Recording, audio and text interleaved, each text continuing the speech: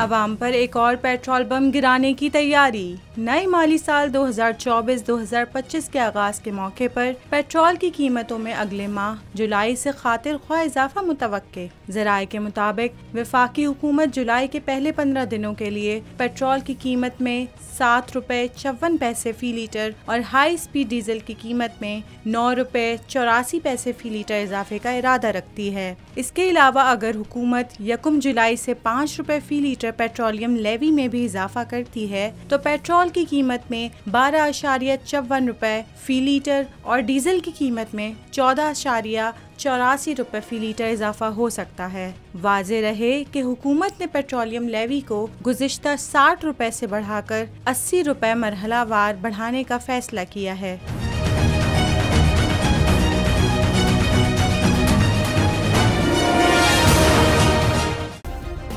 Subscribe करें और bell दबाएं ताकि कोई खबर रह न जाए।